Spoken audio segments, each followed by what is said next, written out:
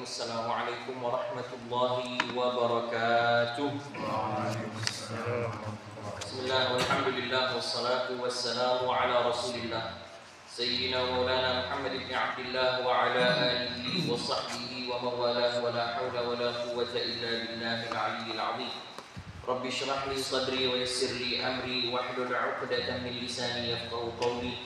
Allahumma iftah 'alaina futuhal 'arifin wa faqihna fid din wa 'allimna ma yanfa'una ya rabbal alamin. Alhamdulillah, puji syukur kita panjatkan kehadirat Allah Subhanahu wa taala atas segala nikmat dan karunia yang dilimpahkan oleh Allah Subhanahu wa taala kepada kita semua. Diberikan kepada kita nikmat kesehatan, nikmat keafiatan, nikmat panjang umur, sehingga kita dipertemukan dan dikumpulkan oleh Allah Subhanahu wa taala di malam yang mulia, di waktu yang mulia, di tempat yang mulia, dalam majelis yang mulia ini. Salawat serta salam semoga senantiasa tetap tercurahkan kepada baginda Nabi besar Muhammad sallallahu alaihi wa alihi wasallam. Pada malam hari ini masih di dalam babul muraqabah, bab bagaimana seseorang itu merasa diawasi oleh Allah. Karena kembali lagi diingatkan bahwasanya tatkala seseorang itu merasakan daripada pengawasan Allah Subhanahu wa taala kepada dirinya, atau dia menghadirkan Allah di dalam setiap waktu dan kesempatannya, maka insya Allah dengan sebab tersebut dia akan susah ya, atau tidak mudah untuk bermaksiat kepada Allah. Kenapa? Karena dia merasakan bahwasanya Allah Subhanahu wa taala sedang mengawasi dirinya, sehingga dia memiliki rasa takut kepada Allah Subhanahu wa taala. Kalau kita mau kasih perumpamaan, sama seperti orang yang kerja menjadi tukang bangunan ataupun kerja di apapun saja yang ada bosnya. Ketika dia merasa diawasi oleh bosnya, karena bosnya taruh CCTV di pojok atau bosnya taruh mata-mata di tempat kerjanya. Nah, ketika dia ada perasaan bahwasanya dia diawasi oleh atasannya, maka dia kemungkinan kecil untuk menentang daripada perintah bos. Kemungkinan kecil dia akan macam-macam di kerjaan. Kenapa? Karena dia merasa diawasi, takut. Takut. Jangan nanti ini jadi sebab jadi potong gajinya, atau justru jadi sebab dia nanti dipecat gitu ya, diberhentikan daripada pekerjaan. Nah, seperti itu pula yang seharusnya dirasakan oleh seorang hamba kepada Allah ya. Dan kalaupun antum tidak punya perasaan itu, maka antum harus sadar bahwa antum pasti diawasi ya. Kalau majikan itu ada kalanya bisa luput dari pengawasan ya. CCTV-nya error, dia tidak bisa lihat pegawainya kerja gitu. Error internetnya mati, ya sudah, dia tidak bisa lihat pegawainya kerja. Atau mata-matanya itu tidak masuk kerja di hari itu, maka dia tidak bisa lihat apakah si fulan, si A, si B, si C berbuat pelanggaran di tempat pekerjaan. Maka begitu pula, akan tetapi kalau Allah Subhanahu wa taala, dia mustahil akan luput daripada memandangi hambanya. Kita, segala perbuatan kita, segala amalan kita mustahil luput dari pengawasan Allah. Nah, tetapi yang sering menjadi aib bagi kita atau kelemahan kita itu adalah bahwa kita tidak menyadarinya. Sehingga itu yang menyebabkan kita mudah sekali bermaksiat kepada Allah. Seandainya kalau kita sadari saja setiap membuat maksiat, sadari saja bahwasanya Allah Subhanahu wa taala sedang mandang kita ketika kita buat maksiat, maka kita pasti akan takut. Kita akan khawatir, kita tidak akan berani untuk bermaksiat kepada Allah. Kenapa? Karena ada muraqabah itu. Ada sifat yang merasakan pengawasan dari Allah Subhanahu wa ta'ala. Nah, kemarin kita sudah panjang lebar bahas hadis yang pertama. Pada malam ini baca hadis yang kedua. Tidak apa-apa, tidak pakai mic dulu. Bismillahirrahmanirrahim. Al-Thani an Abi Dzar Jundub bin Junadah wa Abi Abdurrahman Mu'adz bin Jabal radhiyallahu anhuma an Rasulillah sallallahu alaihi wasallam qala ittaqillaha haitsuma kunta wa ad'i as-sayyi'ata al-hasanata tamhuha wa khaliqin nasa bi khuluqin hasanin rawahu at-Tirmidzi wa qala haditsun hasan.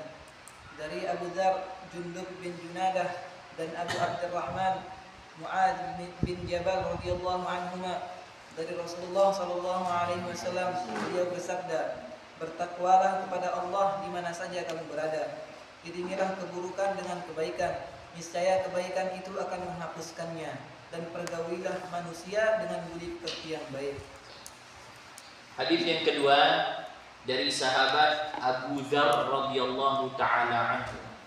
Ya, diceritakan oleh Sayyidina Abu Dzar. Nama aslinya adalah Jundub bin Junadah.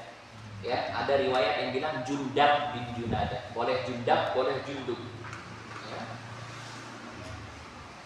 Junadah. Dia namanya, nama panggilannya atau nama terkenalnya Abu Dzar. Atau sering lagi kalau kita baca di buku-buku sejarah, lengkapnya Abu Dzar Al-Ghifari. Kenapa? Karena dia berasal dari suku Ghifar. Karena dia dari suku Ghifar, maka dia dipanggil Al-Ghifari. Sama kayak orang Lombok, dia dibilang Al-Lombuki. Sering itu Al-Lombuki. Banyak orang penulis kitab yang dari Lombok.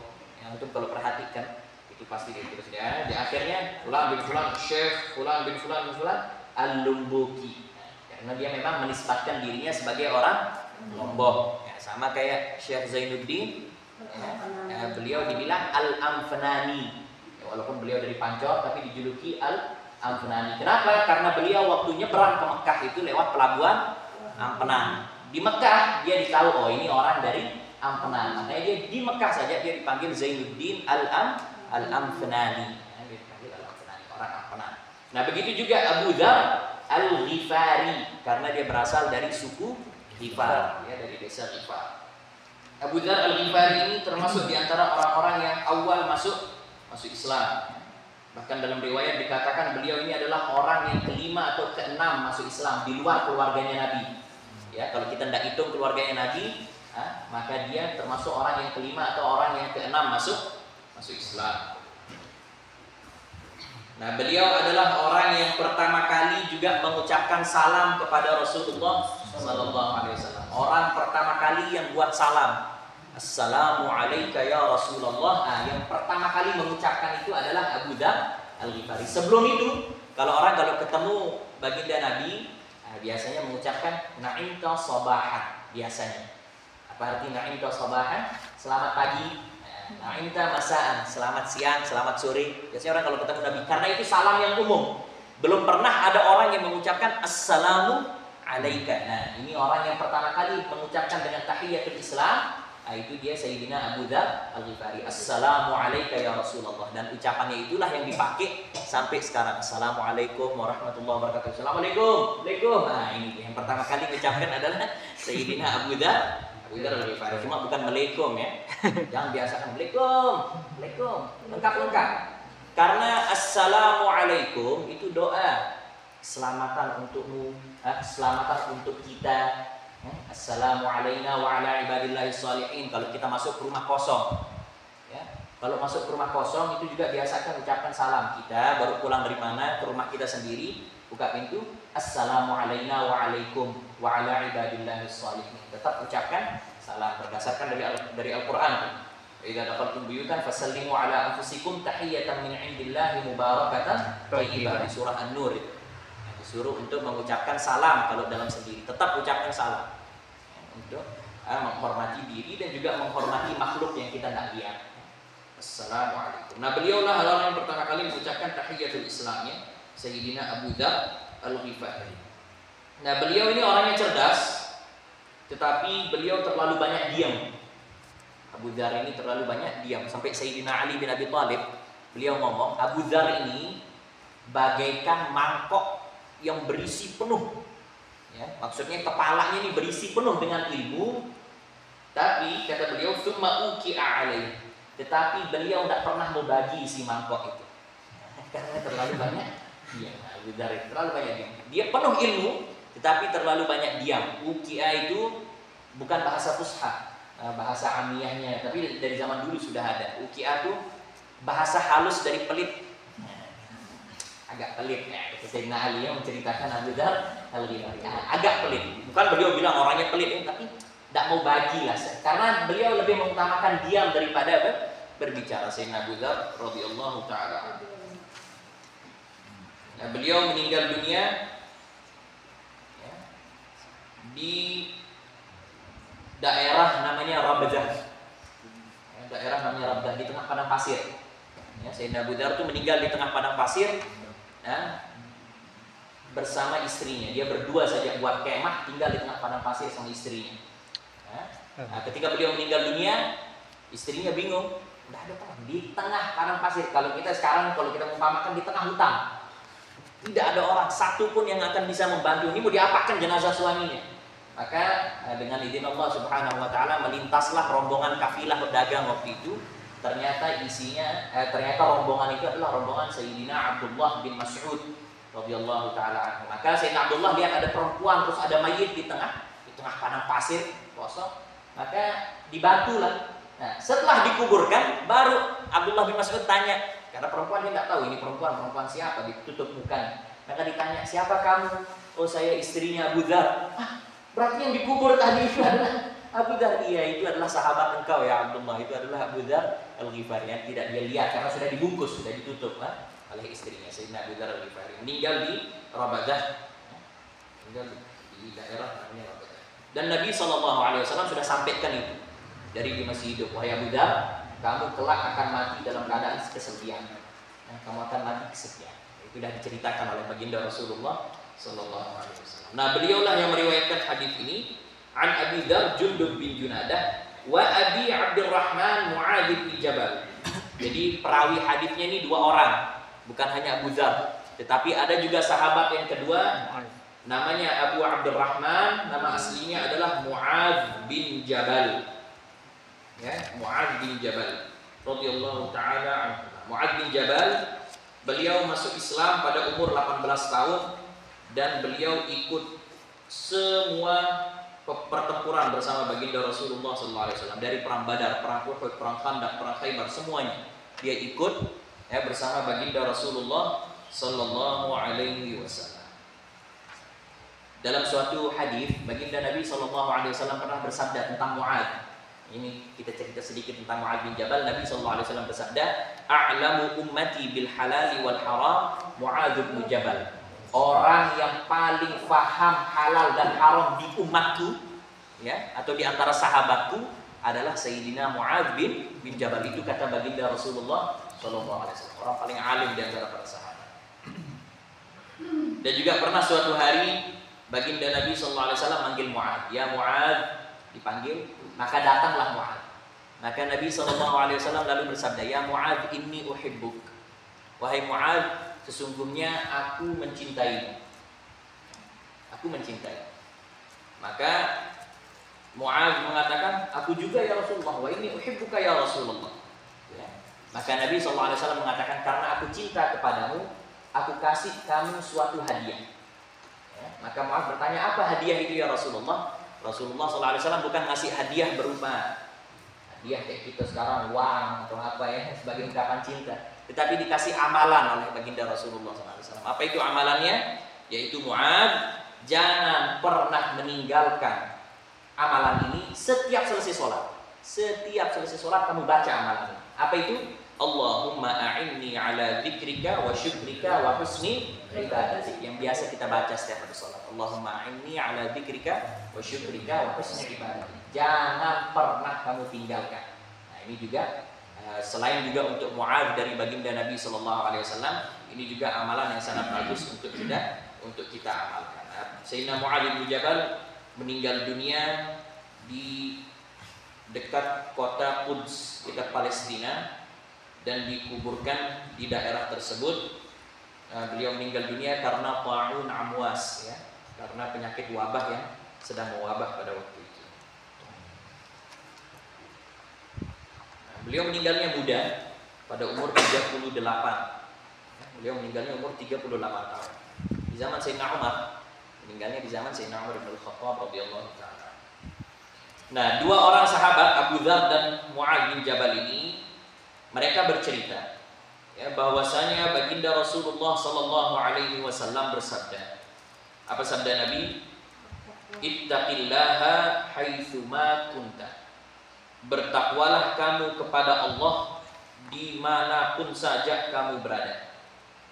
Dipesan sama Nabi untuk senantiasa bertakwa kepada Allah dimanapun saja. Dalam kesendirian bertakwalah kepada Allah. Di keramaian juga bertakwa kepada Allah.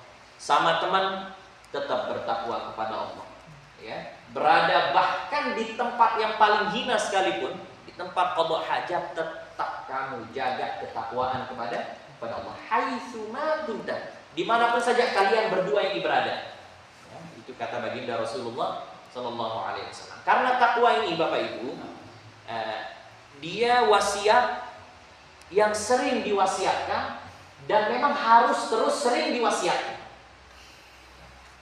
Kadang-kadang ada orang bilang, Ustadz ini dia saja ceramahnya takwa saja, takwa saja ceramahnya. Ya.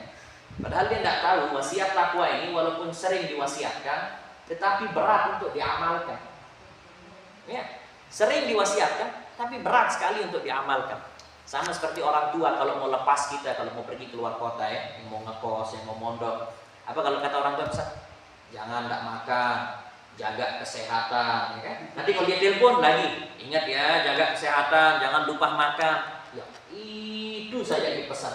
Kenapa orang tua pesan itu? Karena orang tua tahu kita susah jaga kesehatan. Nah, sampai kamu bosan, pokoknya tetap kamu harus jaga kesehatan. Itu selalu pesan orang tua seperti itu. Dan begitu juga baginda Rasulullah SAW dan juga para ulama, mereka terus wasiatkan itu. Bertakwalah kamu kepada Allah, ittaqillah, wattaqullah wa yu'allimukumullah. Di Al-Quran itu, wa may yattaqillaha yaj'al lahu makhraja wa may yattaqillaha yaj'al lahu min amrihi yusra.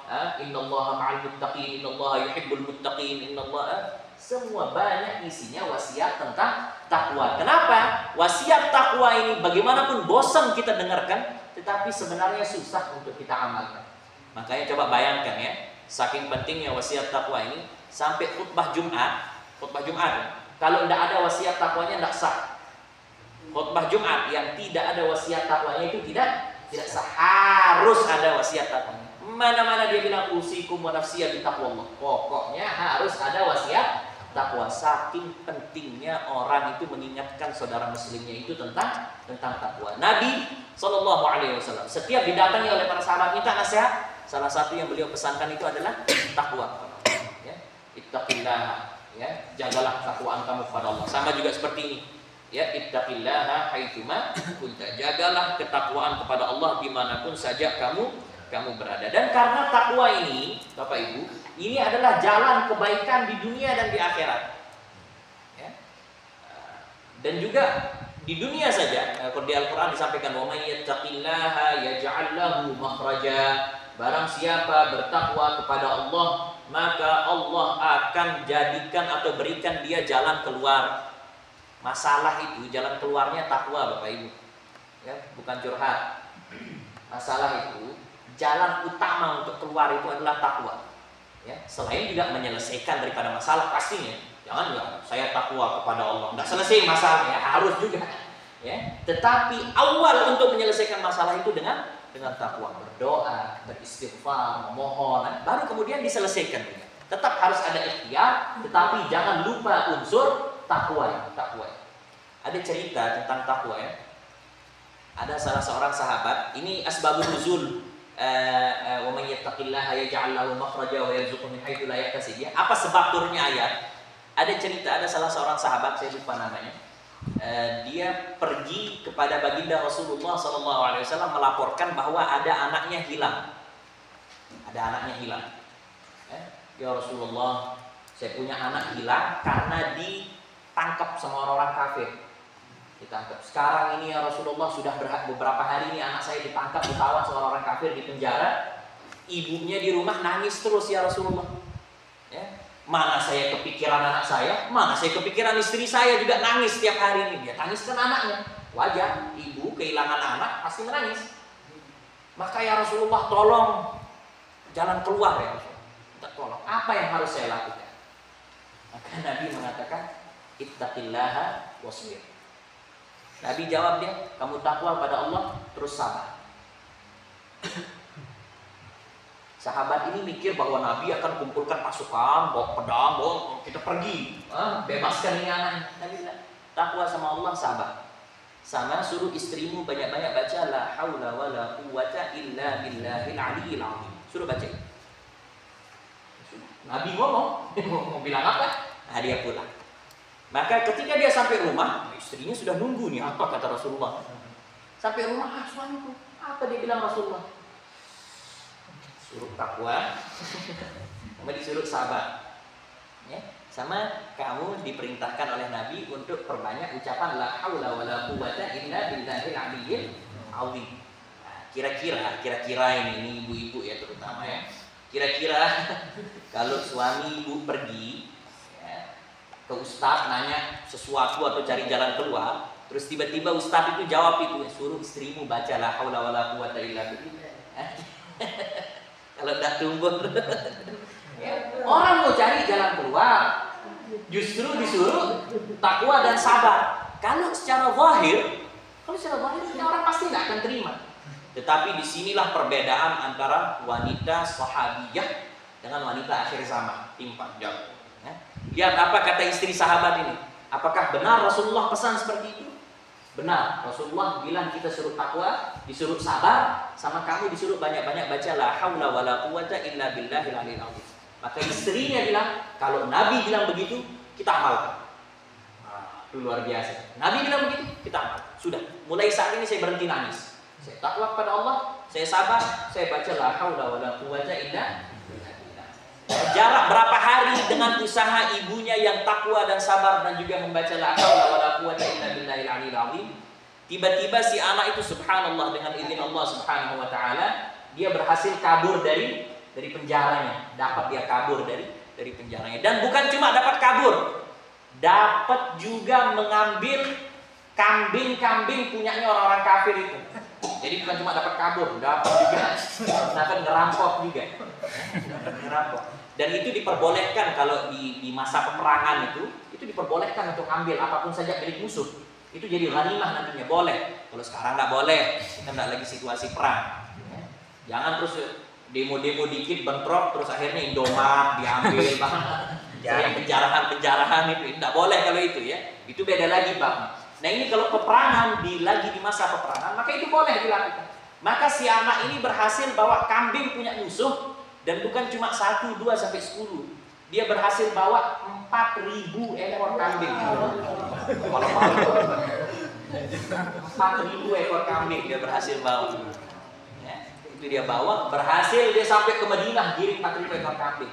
Ya, mungkin kita pikir 4.000 itu kalau buat orang Arab bawa 4.000 itu masih sedikit, masih sedang loh.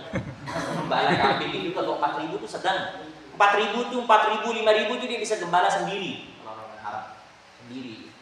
Nah, jadi si anak itu berhasil kabur sambil juga membawa 4.000 ekor kambing milik musuh. Ya. Maka itu disampaikan dan diceritakan kepada baginda Rasulullah Sallallahu Alaihi Wasallam. Maka turunlah wa may yattaqillaha yaj'al lahu makhraja. Barang siapa bertakwa kepada Allah, Allah akan berikan dia jalan keluar. Wa yarzuqhu min haitsu la yahtasib, dan juga diberikan rezeki dari jalan yang tidak disangka.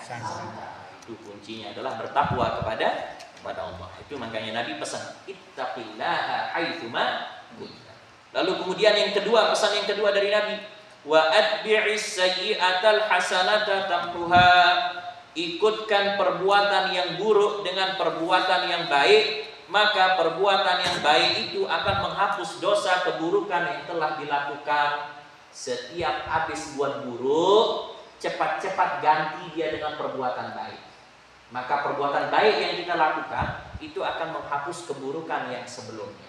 Contohnya, mohon maaf, kalau ada yang mungkin sempat emosi meledak lalu keluar ucapan kotor, maka cepat-cepat ganti dia dengan istighfar, astagfirullahaladzim, astagfirullahaladzim. Istighfar, ganti dengan perbuatan baik. Kalau misalnya sudah buat apa hal yang buruk, ya, misal ada melakukan kezaliman, melakukan kejahatan, ya, atau hal-hal yang dosa-dosa sepele seperti berbohong dan lain sebagainya, itu cepat-cepat ditebus dengan perbuatan baik. Entah dengan istighfar, entah dengan taubat, entah dengan sholat 2 rakaat, entah dengan sedekah. Niatkan untuk mengganti keburukan yang sebelumnya. Kalau kita langsung berbuat baik, ya, dan perbuatan baik itu kita niatkan untuk mengganti keburukan yang sebelumnya, maka Allah Subhanahu wa taala akan menghapus dosa keburukan yang sebelumnya. Itu dia. Atbi'is sayyi'atal hasanata tamhuha. Nah, dalam riwayat disampaikan bahwa malaikat pencatat dosa itu ketika seseorang berbuat dosa dia tidak catat langsung. Dia tunggu dulu, dia lihat. Nah, mungkin bentar lagi dia istighfar, ditunggu dia. Satu saat, kalau dalam riwayat kita sampaikan 6 saat. 6 saat, tidak tahu apakah itu 6 jam atau 6 hari atau 6 minggu, wallahu a'lam, kita tidak tahu. Tapi intinya dia ditunggu oleh malaikat, tidak akan ditulis. Dilihat, kalau dia sampai istighfar atau dia bersedekah atau dia ada buat baik untuk mengganti, maka tidak ditulis oleh malaikat. Tetapi kalau sudah lewat dari batas waktu dia menunggu, maka akan ditulis oleh malaikat. Tetapi itu pun juga masih bisa dihapuskan kalau dia bertaubat dan memohon ampun kepada Allah. Intinya setiap berbuat keburukan, cepat-cepat ganti dia dengan kebaikan. Jangan ragu, jangan malu. Karena kadang ada orang malu mau tobat. Ya Allah, rasanya baru saya buat dosa, masa saya mau pergi sholat? Buat sholat. Kenapa malu sholat? Kenapa malu minta sama Allah? Malu rasanya saya mau ngaji, saya baru pulang dari bioskop nonton. Nggak enak rasanya ketemu baca Quran. Kok bisa ada orang malu buat kebaikan hanya gara-gara baru dia habis berbuat hal-hal yang bukan-bukan atau hal yang mungkin tidak diridhoi oleh Allah. Justru cepat ganti keburukan itu dengan kebaikan. Tamhuha, kata Nabi, maka itu akan menghapuskan keburukan yang sebelumnya, ya. Kemudian pesan Nabi yang terakhir dalam hadis ini, wa khaliqin nasa bi khuluqin hasan, dan perlakukanlah orang dengan akhlak yang baik. Muamalah dengan orang dengan akhlak yang baik. Karena ilmu saja tidak cukup, Bapak Ibu. Ilmu itu tidak cukup. Justru yang bisa memperbaiki keadaan seseorang atau bisa menampakkan keindahan seseorang itu kalau dia baik akhlak. Akhlaknya baik. Makanya akhlak itu seperti cermin, Bapak Ibu. Seperti cermin. Kalau kita berakhlak baik, ya, sama seperti kalau kita lagi ngaca, kalau kita senyum, kira-kira yang di kaca kelihatan apa? Kelihatan nangis? Nah, kelihatan senyum ya. Kita senyum, ya kan? Kalau saya lagi pakai kopiah, pakai baju takwa, pakai sarung, maka di kaca akan terlihat bahwa saya sedang pakai kopiah, baju takwa dan sarung. Nah, begitu juga dengan akhlak. Kalau saya berbuat baik kepada orang, maka orang juga akan buat baik kepada saya. Saya yang akan dapat timbal baliknya daripada akhlak yang baik itu. Wa khaliqin nasa bi khuluqin hasan, perlakukanlah orang dengan perlakuan yang baik agar kamu sendiri itu juga bisa dapatkan kebaikan dari orang. Jangan harapkan kebaikan dari orang kalau kamu tidak buat baik kepada orang. Kita dulu yang mulai kebaikan. Jangan nunggu orang buat baik. Ya. Ini enggak. Ya, dia datang dia pada orang langsung dia kasih muka masam apa? Kenapa kamu kok melihatnya dia dengan pandangan yang tidak enak? Orang dia juga buat yang. Kamu mulai dulu dengan senyum. Orang pasti akan balas dengan senyum. Ya. Ajak orang dengan ucapan yang baik, maka orang juga akan berucap baik kepada dirimu. Itu dia khaliqin nasa bi khuluqin hasan, perlakukan orang dengan perlakuan yang baik, maka kamu juga pasti akan mendapatkan kebaikan dari orang tersebut. Ya. Akhlak itu intinya seseorang itu dia berbuat menonjolkan daripada akhlak. Makanya Imam Syafi'i mengatakan, jadikanlah ilmumu itu seperti garam dan akhlakmu itu seperti tepung. Bapak Ibu kalau mau buat donat, terutama ibu-ibu, kalau mau masak saja, kira-kira kalau kita mau buat suatu jajan, kira-kira kalau tepung 1 kilo, apakah garamnya akan 1 kilo? Pahit? Tidak mungkin. Ini kalau dia tepungnya naik 1 kilo, insya Allah garamnya 2 sendok yang kecil. Dari jadi ada sudah selesai. Lalu kemudian ditambahkan, pasti penambah-nambahnya itu kecil-kecil. Nah, Imam Syafi'i bilang, jadikan ilmumu itu seperti garam. Ya, dia jadi penyedap. Ilmu itu jadi penyedap. Harus dia ada juga. Kalau tidak ada ilmu, tidak sedap dia nanti. Tidak tampak sedap dia. Harus dia ada. Tetapi akhlakmu itu seperti tepung. Harus dia lebih banyak. Orang kalau mohon maaf, kalau sorbannya 6 jengkal ke atas, tapi kalau dia kurang ajar, ngomongnya tidak betul, maka dia tidak akan pernah bisa dihargai sama orang. Tidak akan pernah bisa dihargai sama orang. Orang akan lebih menghargai ucapan yang baik daripada ilmu yang banyak, tetapi tidak menggunakan ucapan yang baik. Nah, lebih baik lagi, ilmunya banyak, akhlaknya juga banyak. Ini pasti dia akan tampak mulia di hadapan manusia, dan juga insya Allah akan mulia di hadapan Allah Subhanahu wa Ta'ala. Itu dia 3 pesan Nabi. Ittaqillah. Nah, kenapa dia ada di dalam bab muraqabah, bab pengawasan? Karena yang nasihat Nabi yang pertama tadi itu, bertakwalah kamu kepada Allah dimanapun saja kamu berada. Rasakan kehadiran Allah itu di setiap saat dan keadaan, maka kamu akan jadi orang yang baik, dan juga buat yang baik untuk menggantikan keburukan dan berakhlak baik kepada orang lain. Itu hadis yang kedua. Hadis yang ketiga, baca hadis.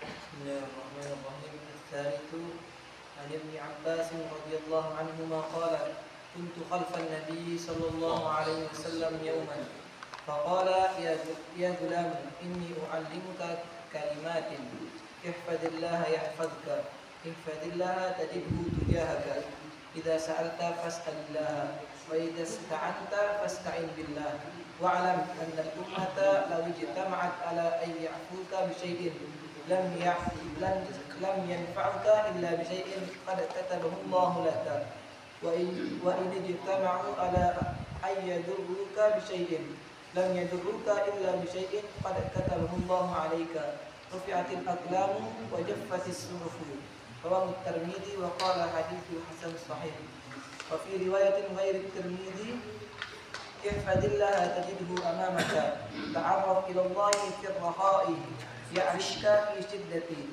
wa'lam anna ma akhta'aka lam yakun lam yakun liyusibaka wa ma asabaka lam yakun liyukhti'aka atau yukhti'aka. Wa'lam anna an-nasra ma'as sabri wa anna al-faraja ma'al karbi wa anna al-usri yusran wa anna al-usri yusran. Baik, hadis yang ketiga diriwayatkan oleh Sayyidina Abdullah bin Abbas radhiyallahu taala anhu. Abdullah bin Abbas, masih ingat? Abdullah bin Abbas ini sepupunya Rasulullah. Abdullah bin Abbas bin Abdul Muttalib, baginda Nabi Muhammad bin Abdullah bin Abdul Muttalib. Harus hafal itu. Nasab Nabi itu harus dihafalkan. Ada banyak keberkahan bagi orang yang menghafalkan nasab Nabi. Sayyidina Abdullah bin Abbas, beliau mengatakan, kuntu khalfan Nabi sallallahu alaihi wasallam yauman. Suatu hari aku dibonceng oleh baginda Rasulullah sallallahu alaihi wasallam. Dibonceng naik kendaraan. Dalam riwayat ada yang mengatakan naik onta, dalam riwayat menyatakan ada yang bilang bahwa beliau naik keledai. Jangan kedelai. Acak.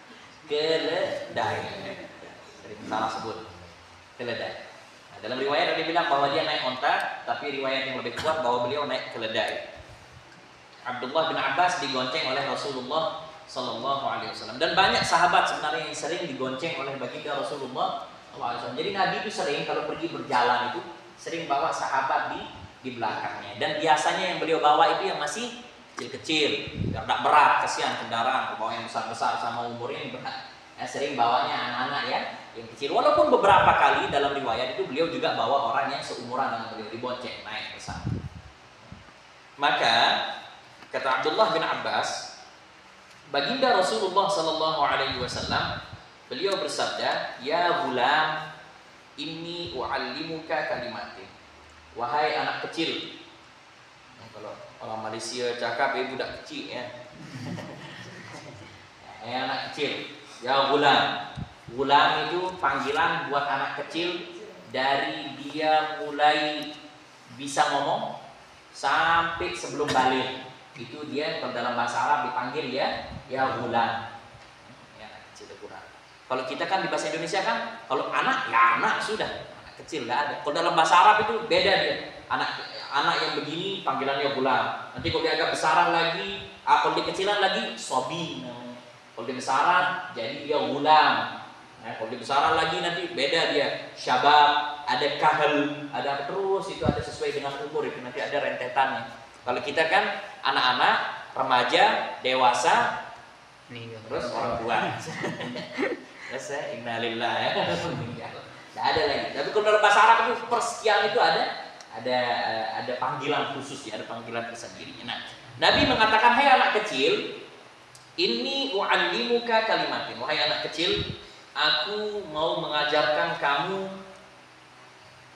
beberapa kalimat, beberapa nasihat. Aku hendak memberikan kamu beberapa nasihat. Nah, ini coba kita lihat kata-katanya Nabi ya. Di sini dijelaskan dalam kitab ya. Nabi sengaja membuat penasaran. Ya. Jadi Nabi itu tidak langsung anak kecil langsung ngasih ceramah, enggak mau. Nabi bilang, anak kecil, aku mau kasih kau beberapa kalimat. Nah, kenapa Nabi ngomong begitu? Untuk menarik perhatiannya Abdullah bin Abbas, biar dia penasaran. Oh, dikasih kalimat nih, apa ini? Biasa anak-anak kan harus jadi pancing dulu. Ya karena anak-anak kalau kita duduk kan langsung kita marah, nah, mungkin dia tidak dengar kepalanya mana, mungkin telinganya dia tidak peduli. Tapi kalau dia dibuat penasaran dulu, makanya kayak Nabi ini, ya bulan, inni yu'allimuka kalimat. Aku mau kasih kamu beberapa kata, mau kasih kamu beberapa nasihat, dan itu diajarkan oleh baginda Rasulullah SAW kepada kita, kesunahan di dalam menyampaikan nasihat. Apa salah satunya? Adalah memancing rasa penasaran. Ya, dipancing dulu rasa penasaran, apalagi kalau itu dari anak-anak ya, untuk anak-anak dipancing dulu rasa penasaran. Ya ghulam, inni u'allimuka kalimatin. Dan Nabi juga sengaja pakai kalimat, beberapa kalimat, ya, menunjukkan sedikit. Kenapa? Biar anak itu penasaran dan tidak akan merasa bosan dari awal. Kira-kira kalau misal contohnya, kalau saya panggil anak kecil, sini, kamu duduk ngaji sama saya 2 jam. Belum duduk dia sudah merasa panggil. Ya, 2 jam kita mau duduk sama Habib ini, lumayan. Tapi Nabi, walaupun ini sebenarnya panjang, Nabi memberikan, anak kecil, aku mau kasih kau beberapa nasihat. Jadi dia penasaran dan tidak akan merasa panjang. Walaupun nantinya Nabi akan ngomong panjang, dia tidak akan merasakan panjang. Kenapa? Karena Nabi dari awal itu ngasih kata-kata yang mancingnya itu dengan seperti sesuatu yang sedikit. Ini wa'allimuka kalimat. Aku akan kasih kau beberapa nasihat, sedikit saja. Dikasih nasihat ya Sayyidina Abdullah bin Abbas radhiyallahu taala. Dan disinilah tampak bagaimana kehebatan dan kecerdasannya baginda Rasulullah SAW. Karena pada waktu itu Abdullah bin Abbas belum berumur 10 tahun. Ya. Sehingga kalau dia mau dibilang, saya kasih kamu nasihat ceramah yang banyak, maka ditakutkan dia akan berontak. Maklum anak-anak. Bagaimanapun walaupun dia sepupu Nabi, ya kalau anak-anak kayak dia anak-anak gitu akan susah. Nah, tapi dia dipancing oleh baginda Rasulullah SAW. Apa itu nasihatnya? Ini disampaikan oleh Abdullah bin Abbas. Nabi memberikan aku nasihat ketika dia memboncengku dengan mengatakan, ihfazillaha yahfazka. Jagalah Allah, maka Allah akan menjagamu. Ya, itu diartikan begitu. Ya, jagalah Allah, maka Allah akan menjaga. Apa artinya? Artinya jagalah hak-hak Allah, maka Allah akan menjaga dan memberikan hak-hak kamu. Jagalah hak-hak Allah. Apa maksudnya hak-hak Allah? Sholat, puasa, zakat, sedekah, apapun perintah-perintah Allah itu jaga, maka Allah yang akan menjagamu. Jangan pernah bisa berharap Allah akan jaga kita kalau kita tidak menjaga dan tidak menunaikan hak-haknya Allah. Makanya ini, ihfazillaha yahfazka. Jagalah hak-hak Allah, maka Allah akan menjagamu. Allah akan menunaikan hak-hakmu. Dikasihlah kita rezeki, dikasihlah kita makan, dikasihlah kita kenikmatan, dikasihlah kita kenyamanan. Kenapa? Karena kita menjaga hak-haknya Allah. Ihfazillaha yahfazka. Kemudian, ihfazillaha tajidhu tujahaka. Jagalah Allah, maka engkau akan mendapatinya di hadapanmu. Ya, apa dia bilang begitu? Ya, kau akan mendapatkannya berada di hadapanmu. Jagalah Allah, maka kau akan mendapatkan Allah ada di hadapanmu. Apa artinya? Jagalah hak-hak Allah, maka Allah akan ada menuntun kamu. Ya, kalau sesuatu kalau ada di depan kita berarti kita dituntun kan? Ya, sama seperti kalau kita naik mobil, ya biasanya penumpang itu kalau tidak di samping dia akan ada di belakang. Kecuali kalau becak di Jawa itu baru dia sendiri supirnya di belakang. Tapi secara umum, ya penuntun kita itu pasti dia akan ada di depan. Kalau kita mau pergi ke rumah orang, penunjuk jalan itu pasti akan ada di depan. Nah begitu juga, jagalah hak Allah, maka Allah akan ada di depanmu. Artinya apa? Allah akan ada menuntun kamu. Hidup kita akan dituntun oleh Allah Subhanahu wa ta'ala. Dan kalau Allah nuntun, berarti kita akan dituntun ke arah kebaikan. Ujungnya sorga. Kalau kita jaga hak Allah, maka Allah akan menuntun kita untuk terus masuk ke dalam surganya Allah Subhanahu wa ta'ala.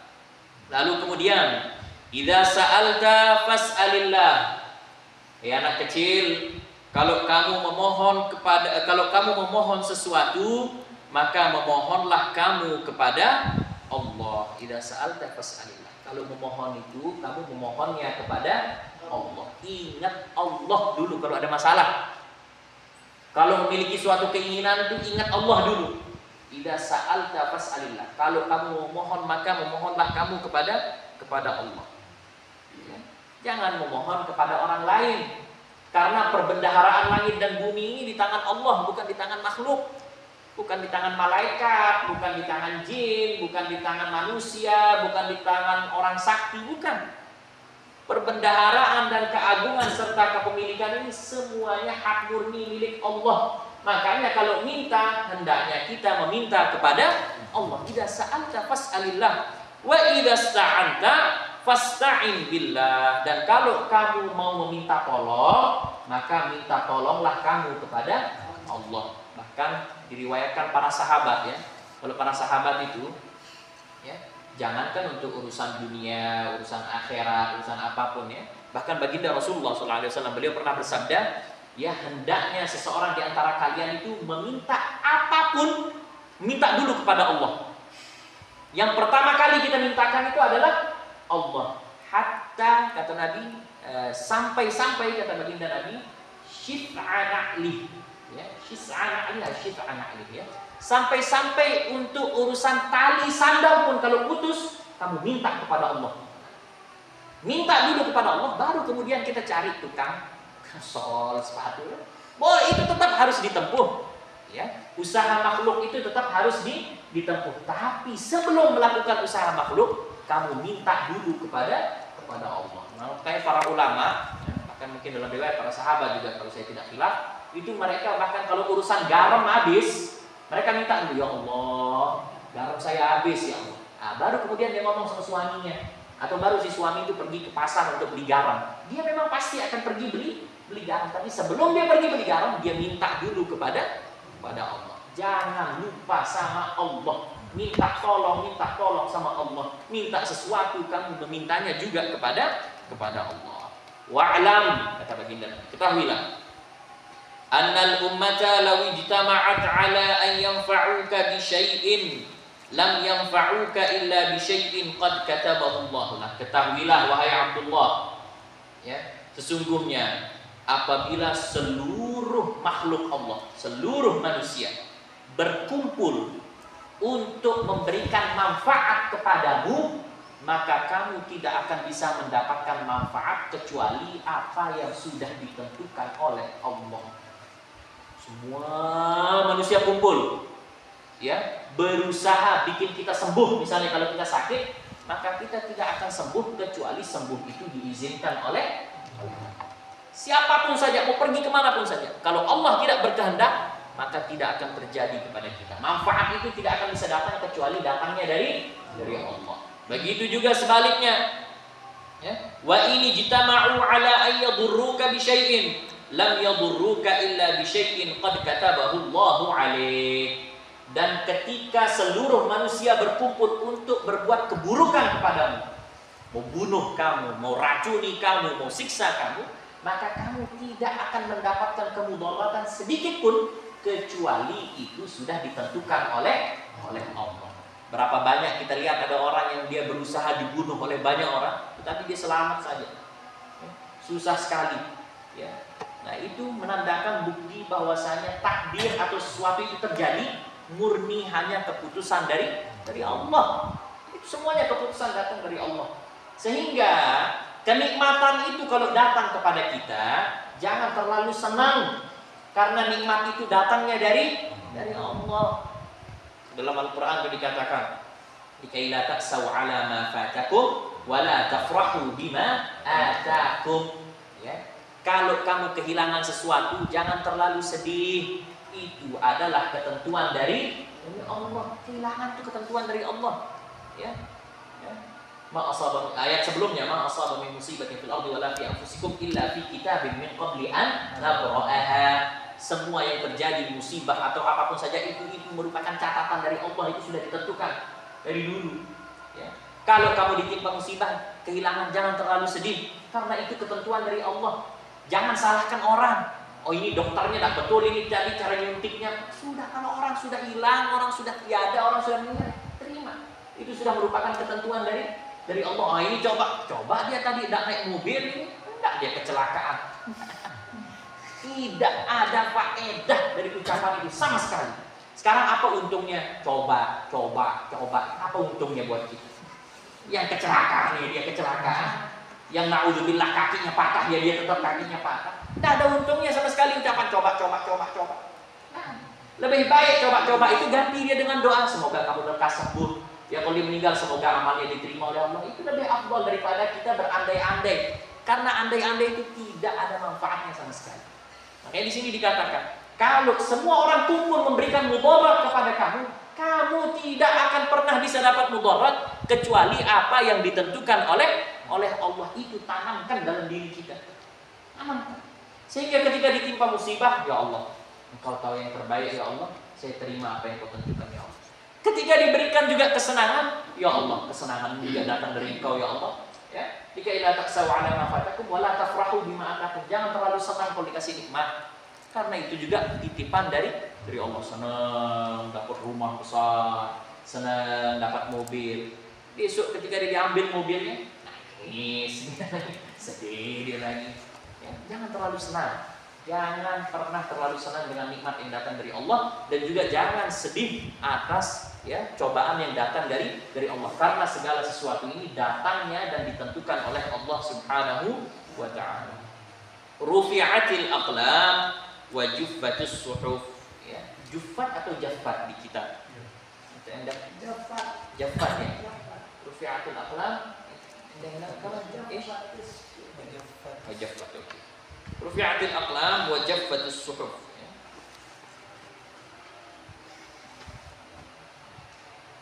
Sebenarnya dia mabni maf'ul tu juffat. Ya. Kenapa? Karena sebelumnya mabni juga rufi'at. Ya. Di sini juga jaffat dia, makanya saya agak ngerasa aneh. Ya, tadinya kan rufi'atil aqlam, ya kan? Kata sebelumnya kan. Nah, setelahnya seharusnya juffatus suhuf. Enggak boleh dia jaffatus suhuf. Harus dia juffatus suhuf. Nahu. Ustaz, mana dia nih? 1 2 3 4 5 6 nih. Nahu. Rufi'atil aqlam wa ataf juffatus suhuf, ya. Harusnya juffatus. Nah, apa artinya? Rufi'atil aqlam wa juffatus suhuf. Polpen telah diangkat dan lembaran takdir sudah kering. Ya. Artinya segala yang terjadi kepada kita itu sudah ditentukan dulu oleh Allah. Ya. Semua takdir kita ini sudah ditentukan. Semuanya. Ini semuanya sudah ditentukan. Polpen sudah tidak ada lagi, tinta yang sudah tercatat kering di Lauhul Mahfuz. Ya. Artinya semuanya ini sudah ditentukan oleh Allah Subhanahu wa ta'ala. Dalam riwayat Imam Tirmidzi dikatakan ihfazillaha tajidu amamak, jagalah Allah maka Allah akan menuntunmu. Ta'arraf ila Allah fir raqa ya'rifka fis syiddah. Ya, kenalilah Allah di waktu luangmu, maka Allah akan berada di waktu sempitmu. Ingatlah Allah di waktu luang, maka Allah akan menemanimu di waktu sempit. Kalau kita tidak menemani dan tidak ingat Allah di waktu luang, bagaimana kita mau harap Allah datang kepada kita di waktu sempit? Orang waktu senang, wah, lupa dia sama Allah. Banyak uang, mobilnya 5, rumahnya besar, tokonya banyak, ya, istri anaknya semua sehat-sehat, lupa sama Allah. Tidak pernah sholat, tidak pernah zakat, puasa jarang-jarang, naik masjid cuma Idul Fitri, Idul Adha, tidak pernah ingat sama Allah. Begitu dia ditimpa musibah, ya Allah, tolong ya Allah. Ente di mana? Waktu senang itu di mana kamu? Ini jadi pertanyaan. Walaupun ketika seseorang itu ingat Allah, bukan berarti Allah nggak mau ingat dia. Tetapi dia akan susah untuk menggapai keridhaan Allah ketika dia di waktu senang tidak mau ingat Allah, di waktu sedih baru cari Allah. Nah, ini akan susah. Ya, kecuali kalau dia memang benar-benar bertaubat, benar-benar memohon, benar-benar beristighfar, benar-benar ya bertaubat kepada Allah. Nah, itu insya Allah Allah dengan kasih sayang tentunya Allah dengan Rahman dan Rahim, dengan pengasih, dengan penyayangnya pasti akan menemani dan menolong hambanya. Tapi ini pesan Nabi, ingatlah Allah di waktu luang, maka Allah akan menemanimu di waktu kamu susah. Wa'lam, dan ketahuilah, apapun saja yang salah dari dirimu, apa diartikan nama akhta'aka? Yang luput dari dirimu, terus tidak akan mengenai dirimu. Nah, apapun yang luput dari dirimu, ya tidak akan kena. Apapun yang luput dari dirimu, maka kamu tidak akan kena. Ya, minta uang 1 miliar, kalau memang luput, ya kamu tidak akan dapat uang 1 M. Nah, kemudian apa dibilang? Apa yang lanjutannya? Bahwa apa yang harus mengenai dirimu tidak akan pernah luput dari dirimu. Ya, apapun yang harus mengenai dirimu tidak akan pernah bisa luput. Mohon kepada Allah, ya Allah, ya Allah, ya. Jangan sampai apa misalnya, minta doa jauh dari keburukan misalnya, jangan sampai. Tapi memang keburukan itu sudah ditentukan oleh Allah, kamu pasti akan. Apapun yang luput darimu tidak akan mungkin mengenai kamu. Dan apapun yang harus mengenai kamu tidak akan pernah bisa luput dari kamu. Pasti kamu kena. Kenapa? Karena kembali ke tadi riwayat yang pertama itu rufi'atil aqlam wa juffatis suhuf. Pulpen sudah diangkat, tinta sudah kering, lembaran takdir sudah ditentukan oleh Allah Subhanahu wa taala. Wa'lam anna nasra ma'as sabri, sesungguhnya pertolongan Allah itu datang disebabkan kesabaran seorang hamba, wa annal faraja ma'al karbi, dan sesungguhnya jalan keluar itu datang setelah ujian yang datang dari Allah, wa anna ma'al usri yusra, dan sesungguhnya setelah kesusahan pasti akan ada kemudahan. Itu janji dari Allah Subhanahu wa taala. Tinggal bagaimana kita berhubungan dengan Allah Subhanahu wa taala dan bagaimana kita menguatkan yakin kita kepada Allah Subhanahu wa taala. Pertanyaan?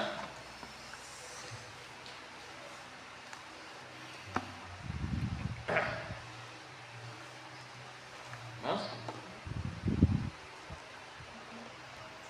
Soal?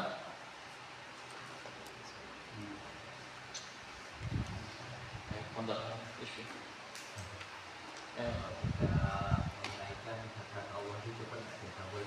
Iya. Ketika seseorang itu menunaikan hak-hak Allah, apakah asbab penunaian seseorang itu akan hak-hak Allah itu akan menjadi sebab dia cepat terkabul doa? Tentunya seperti itu. Ya, pastinya dia akan seperti itu. Tatkala seseorang itu dia menunaikan hak Allah, bahkan walaupun kamu tidak doa, baru terlintas saja terkadang, baru kepingin saja, itu diwujudkan oleh Allah. Kenapa? Karena hak-haknya sudah ditunaikan. Saya kasih perumpamaan.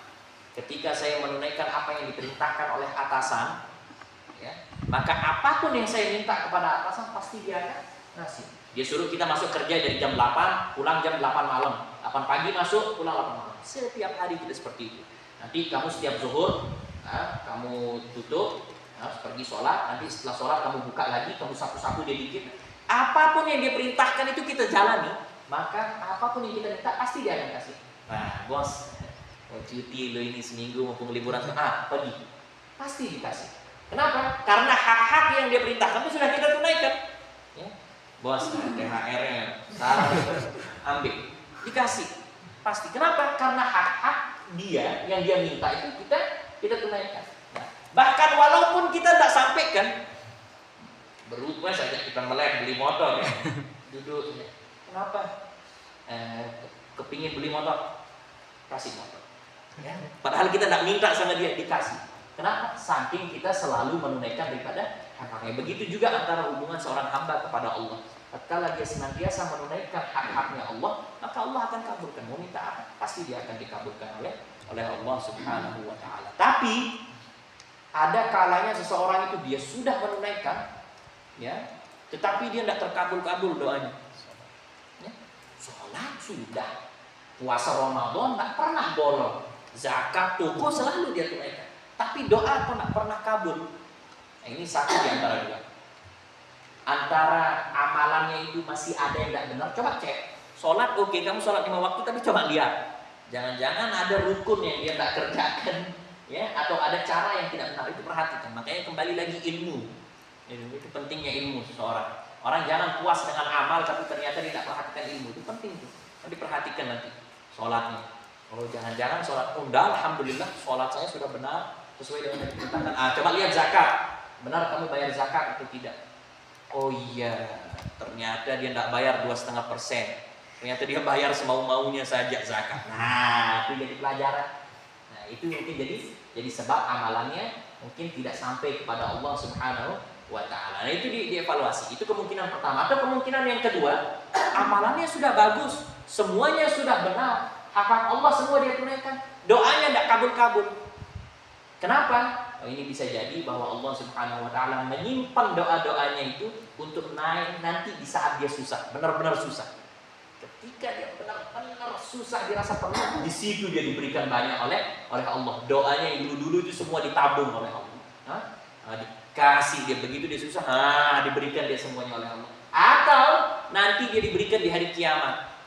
Hari kiamat. Di dunia lelah minta, pas di hari kiamat pulang masuk surga.